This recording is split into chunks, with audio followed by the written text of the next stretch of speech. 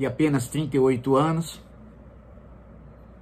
está aí na coqueluche do momento em relação a discursos políticos envolvendo a religião.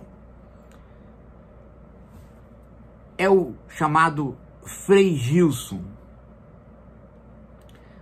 O Frei Gilson, ele despontou aí como mais um pregador de internet, e por conta dos discursos dele, muitos seguidores, e por conta dos discursos dele resvalando para o conservadorismo em relação à família, mulheres, costumes, e ele foi aí alvo de uma parcela, talvez da esquerda, não sei, mas a reação contra esta parcela que o criticou é efetivamente de direita, até porque veio aí na defesa do Frei Gilson o Nicolas Ferreira, um deputado que não, disse que tem amor a Cristo tanto quanto o Frei Gilson. Bem, eu fui então ver o discurso do Frei Gilson e me surpreendi. Me surpreendi porque o Frei Gilson faz um discurso da repartição do pão tipicamente católico, tipicamente cristão católico, que eu jamais vi o Nicolas fazer. Frei Gilson manda dividir o pão, manda cobrir o pobre na rua, manda abaixar o vidro do carro e conversar e dar comida para o pobre, manda trazer o pobre para dentro de casa. Eu absolutamente não entendi nenhum amor a Cristo do Frei Gilson e do Nicolas como parecido. Toda a política do Nicolas é de perseguição às pessoas. Veja agora, que ele se insurge contra as mulheres na rua, as prostitutas. Ora, bolas, elas são antes de tudo pobres. Ele devia protegê-las, tirá-las daquela condição, mas ele quer que elas sejam presas. Então eu não estou vendo absolutamente nenhum amor a Cristo de tipo católico ou evangélico, cristão, que aproxime o Frei Gilson do Nicolas. Talvez o Frei Gilson esteja aí com um pé no bolsonarismo, porque ele próprio, Frei Gilson, é jovem e não é politizado, não refletiu ainda. Talvez ele ache que o comunismo é alguma coisa oposta ao cristianismo. E não necessariamente, pelo menos na prática, não necessariamente. Então, pode ser que o Frei Gilson seja uma pessoa boa, mas um ingênuo. Não sei. Há muitas pessoas que fazem pregação em favor dos pobres, falam que dividem o pão, e depois você vê que elas estão ricas e não dividem nada.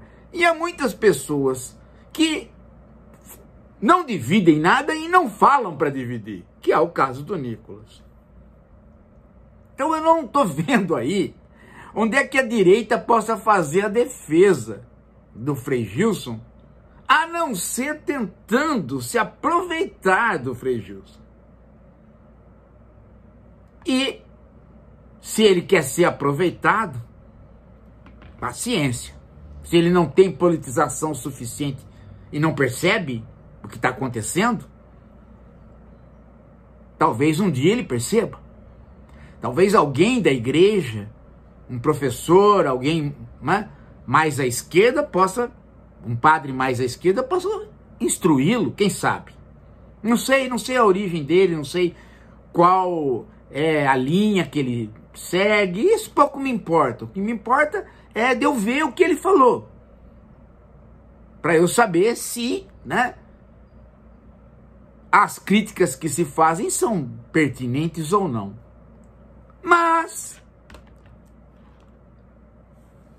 a hora que eu fui ver o que ele falou, eu percebi uma coisa muito interessante. Qual? É que ele, Frei Gilson, ele tem uma interpretação, né, dos evangelhos um pouco que, digamos assim, enjaulada, um pouco presa, um pouco que amarrada num projeto de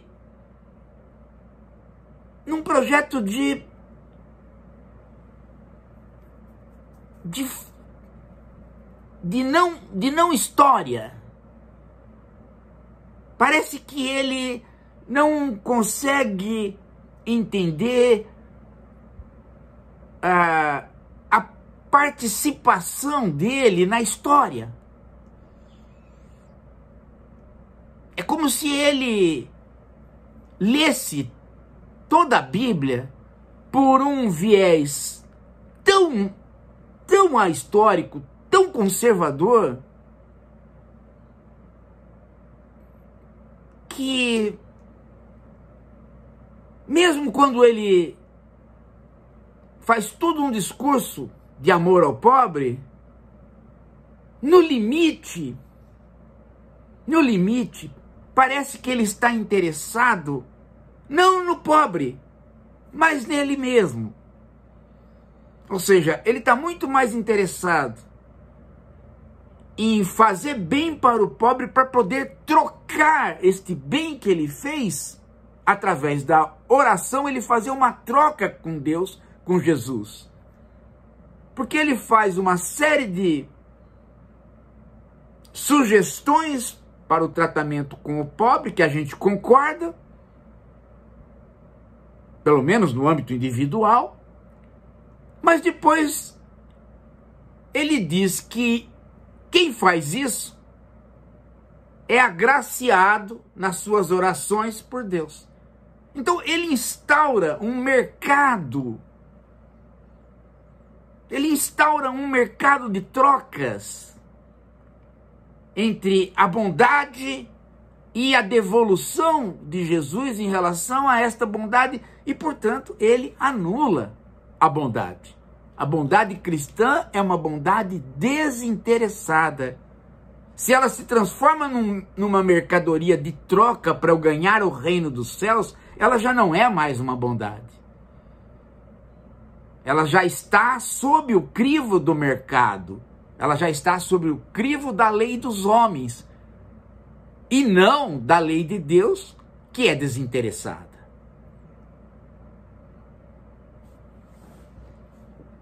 Aliás, homens e deuses se dividem exatamente neste plano.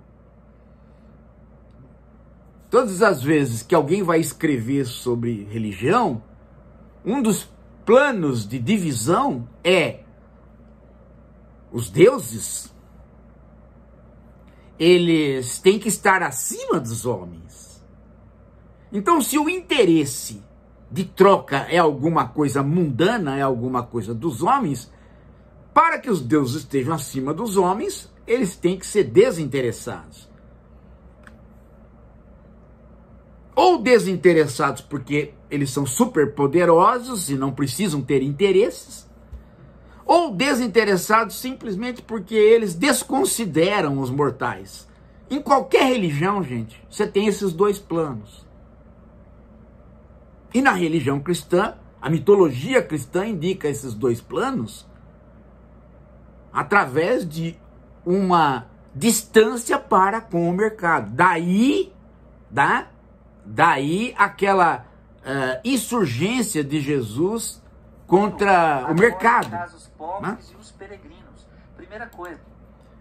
Aquela insurgência de Jesus que transformou o templo em mercado é exatamente um recado a respeito da vida do homem voltada exclusivamente para a troca. Eu te dou isso se você me der aquilo, e eu faço isso com os deuses. A religião cristã, ela vem para se insurgir contra o mercado. Daí o fato, né, da igreja ter tido sempre uma vertente muito anticapitalista, anti-mercado, anti-troca.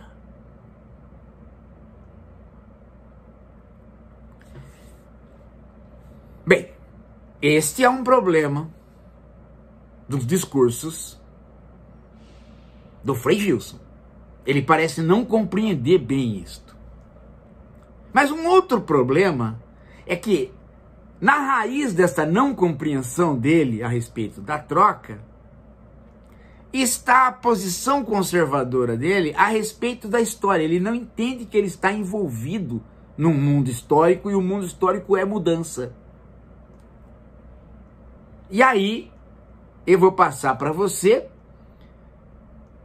o comentário do Frei Gilson. Ele faz uma leitura, aí ele vai fazer o comentário da leitura, né? E no comentário da leitura, ele cita uma passagem de Jesus que não está na leitura. Ele não a apresenta na leitura. Ele a apresenta depois e ele frisa demais esta passagem. E eu vou colocar para vocês a passagem, porque aí é que está o problema da maneira como ele lê as Escrituras. Falta para ele exatamente uma preparação um pouco mais sofisticada, um pouco mais histórica, um pouco mais teológica, inclusive, desse texto. Que ele cita assustadoramente sem ter lido. Ele leu um texto onde não tem essa passagem, depois ele reflete sobre essa passagem, logo ela vai aparecer aqui, né? E ele se fixa nela.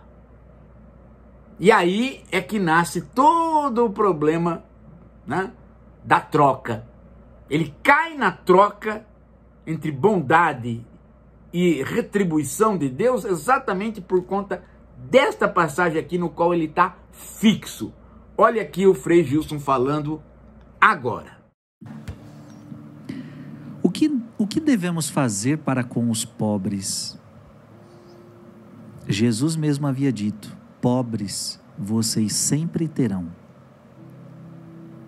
No Brasil tem muitos pobres. No Brasil tem muitos necessitados. Você que me acompanha de outro país, provavelmente também tem necessitados no seu país. A primeira coisa que eu quero dizer é: os pobres sempre vão existir. Sempre. Sempre, porque o coração do homem é mau. E não sabe dividir as coisas, não sabe ajudar, não sabe dar. E são vários os fatores. Eu estou relembrando a palavra de Jesus: pobres sempre tereis. Então, ou seja, é claro que tudo que eu vou dizer aqui não é possível você fazer a todos os pobres. Então, quando eu dizer alguma coisa aqui, obviamente eu não estou dizendo que agora você vai ter que fazer o que eu vou dizer para todos os pobres. É impossível. É impossível. Tá bom? É impossível você ajudar todos os pobres, você tirar todo mundo da rua, você fazer alguma coisa. Sozinho você não consegue resolver todo o problema, tá? A questão aqui não é nem resolver um problema social. A questão aqui é amor à palavra de Deus e amor ao pobre. Então, o que a Bíblia te orienta do que você deve fazer com os pobres? Tá? Quando ele diz pobres sempre você os tereis,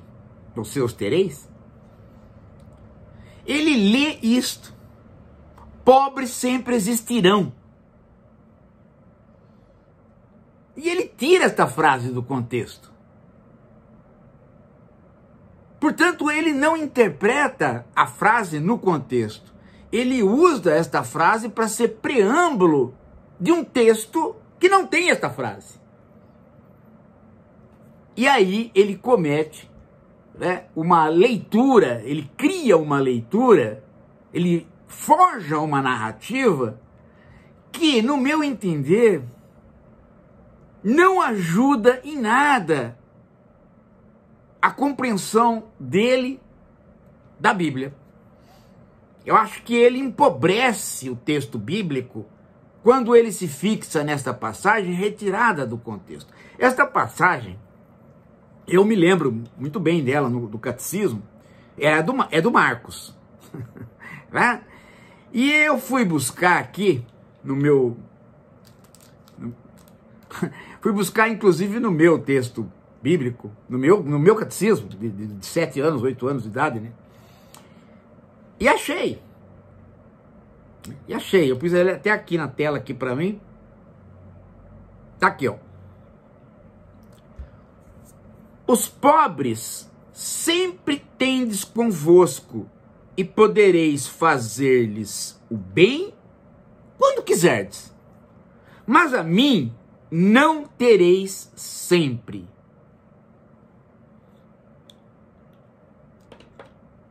Esta passagem se refere à mulher que derrama um perfume em Jesus, muito caro, e ao lado está o Judas, reclamando, né? Nossa, desperdiçou o perfume, Jesus. Como se tivesse dado o perfume para ele, ele iria vender e dividir o dinheiro com os pobres. Aqui que ele ia fazer isso. Ele está só criticando. Ele está só querendo aparecer na frente de Jesus. Ele está só querendo dar uma de bom em cima da mulher. Agora, o que é que está implícito ali na palavra de Jesus e que o Frei Gilson não leu? Pobres, vocês aqui, não é vocês todos do mundo todo por todos os tempos, é vocês aqui, sempre os tereis. Quando quiserdes, eles vão estar aí para vocês ajudarem. Agora, esta mulher, ela encontrou Jesus e eu não estarei sempre aqui. Aí que está a questão.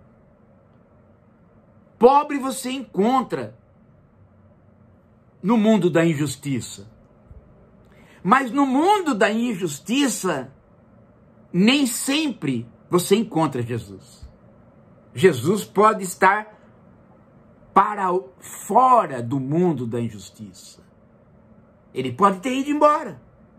Ele pode se ausentar. Ele pode não vir. Não é o que nós encontramos todos os dias? Você encontra o pobre, encontra a injustiça e não encontra Jesus. Jesus nem sempre está presente. A mulher encontrou Jesus. O que ela tinha, ela derramou sobre Jesus.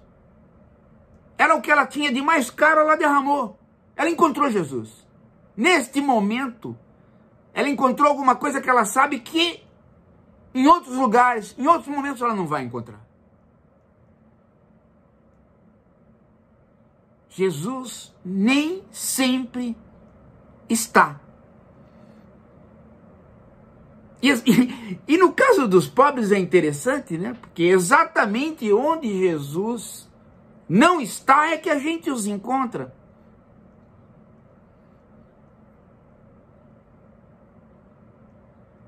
Jesus está dizendo, olha, eu não sou esta figura de carne e osso que vocês estão vendo. Eu sou uma doutrina. Eu sou uma ideia. Eu sou uma prática.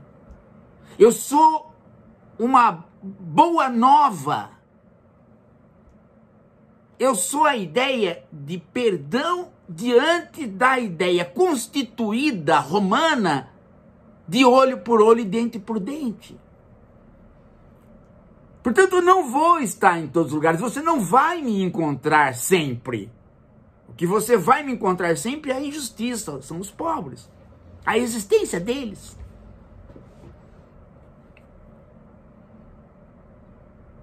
Em nenhum momento Jesus está fazendo um discurso sociológico do tipo, olha, o mundo não vai mudar, sempre haverá pobres. Jesus não faz discurso sociológico, Jesus é pastor.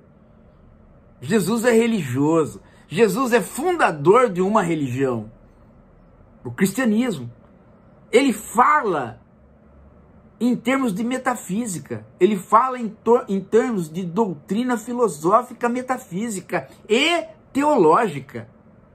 Então tem que entrar no discurso de Jesus não como um sociólogo babaca. Jesus falou que o mundo não vai mudar, sempre vai ter pobre. Ora, nós sabemos que nós podemos eliminar a pobreza do ponto de vista sociológico. O Frei Gilson pode não saber, porque talvez ele não tenha, tido história ou sociologia no seminário de modo convincente. Mas para quem teve, todo mundo sabe que nos 30 anos do pós-guerra, mesmo sob capitalismo, nós tivemos um decrescimento da pobreza assustador, a ponto do capitalismo concorrer com o comunismo em termos de eliminação da pobreza. Anos 40, 50, 60 até 70, nesse período foi o único período que o capitalismo fez com que os mais ricos e os mais pobres se aproximassem. E depois, no neoliberalismo, volta à distância. Mas nesse período, dentro do próprio capitalismo, a pobreza diminuiu a ponto do capitalismo fazer concorrência dentro da classe trabalhadora ao regime que procurava eliminar a pobreza, que era o socialismo. Então, por uma via ou por outra, vias históricas, a pobreza pode sim desaparecer. Basta você ter um regime político de distribuição. Nós sabemos como fazer isso. O problema é a luta política para se conseguir convencer as pessoas de que isso é possível, e que é melhor, e que é bom. Mas Jesus não está fazendo esse discurso. A maneira como o Frei interpreta ou lê é pobre. Ele reduz a uma ideia conservadora de dizer, Jesus sempre disse que pobres sempre existirão, sempre os terei. Só que ele não diz o resto, porque se ele diz o resto, ele teria que interpretar o resto. E ele não sabe interpretar o resto, porque o resto não tem caráter sociológico nenhum, não tem caráter do dia a dia. É um discurso transcendente. O resto é, Jesus você não vai ter sempre. Não é porque eu vou morrer na cruz e vou desaparecer. Não, não é isso não. Absolutamente não é isso. É que Jesus é uma doutrina, é uma ideia. É a ideia de justiça justiça e bondade percorrendo o mundo. Isso você não vai encontrar sempre. Se você deu de cara com ela agora e prestou a sua homenagem e marcou o seu encontro, ótimo, muito que bem. Então, Judas, cala sua boquinha, porque você está falando que ela gastou dinheiro, mas você, se tivesse dinheiro na mão, não ia dividir com ninguém, seu babaca. Até porque eu já sei, quem é você? Judas. Seu filho Entendeu? Mas é óbvio que o Frei, é óbvio que o nosso amigo Frei não vai chegar a tanto. Talvez por uma deficiência de instrução lá no seminário dos padres, lá no curso dele.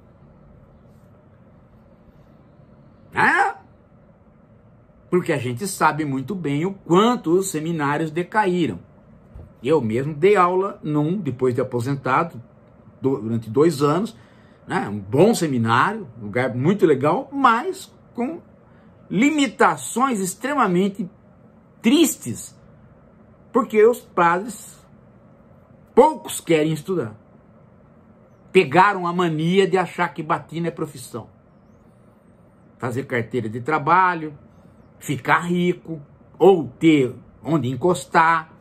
Viraram comerciantes da fé e usam, principalmente numa época como agora, né?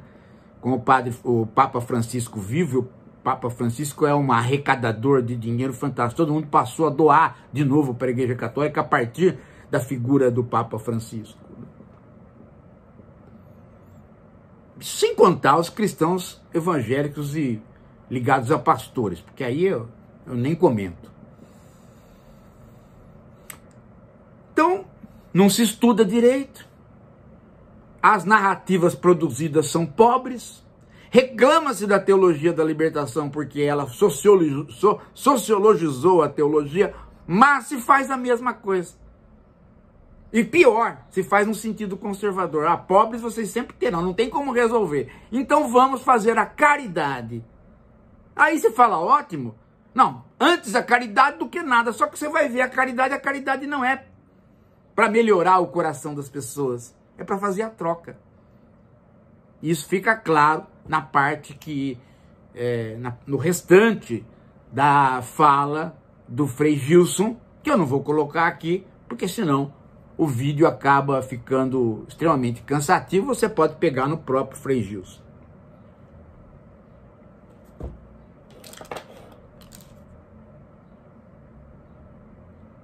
Gostaram?